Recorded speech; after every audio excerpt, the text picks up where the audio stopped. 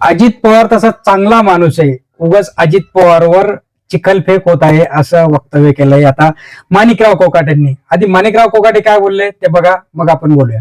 ती चौकशी सुरू आहे. त्या माननीय मुख्यमंत्री महोदयांनी चौकशी लावली आहे. चौकशी अंती जेव्हा अहवाल बाहेर येईल त्यावेळेस बोलून आम्ही त्याच्यावर. पण आताच्या घडीला कुठलाही दोष नसताना उगीच दादांना टार्गेट करणं हे काय बरोबर नाही. आता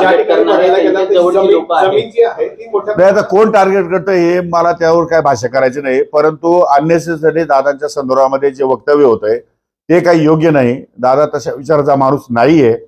दादाने आतापर्यंत कधीही चुकीच्या माणसाला कधी पाठिंबा दिलेला नाही.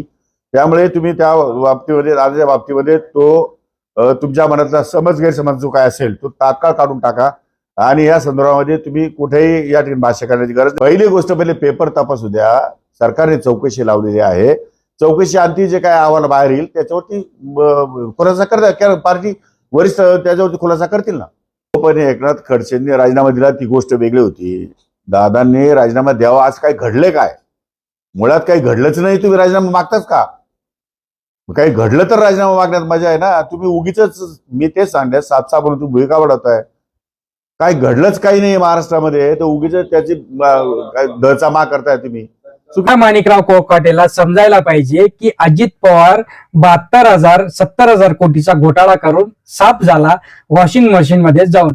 आता स्वतःच्या मुलाचे एवढे कांड चालू आहे, त्या कांड लपवण्यासाठी आता अजित पवार मैदानात तर उतरलाचे.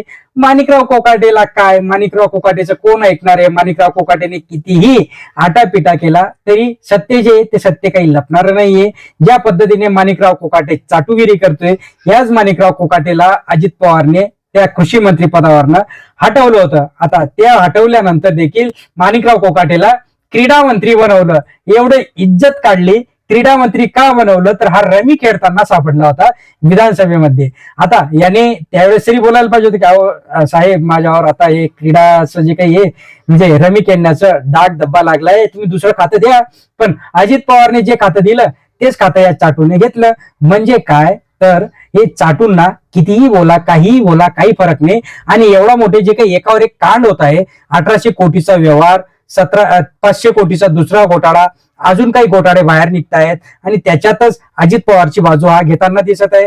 अरे अजित पवार सारखा माणूस या भूतलावर सापडणार नाही. रुपाली चाकणकरला जर कोणी टार्गेट केलं तर लगेच त्यांना प्रवक्ते पदावरनं काढलं. म्हणजे कोणाला तर रुपाली टोमरे आणि अमोल मितकरींना डायरेक्ट प्रवक्ते पदावरनं न सांगता काढून टाकलं. एवढा मोठा अजित पवारचा घोटाळा असतो. अजित पवार साधा सुधा माणूस आहे आणि हा माणिकराव कोकाटे म्हणतो अजित पवारांना बोललं जाते, टार्गेट केलं जाते. टार्गेट नाही, जे सत्य आहे ते सत्य आहे.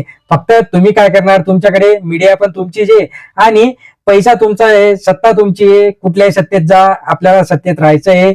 काल परवाच ते तानाजी सावंत म्हटलं की राष्ट्रवादी ही अशी औलाद आहे की ती सत्तेशिवाय राहू शकत नाही आणि ते खरं आहे. म्हणूनच तुम्ही ज्या पक्षाची सत्ता येणार असेल त्याला थोडासा सपोर्ट द्यायचा आणि त्या सत्तेमध्ये घुसायचं.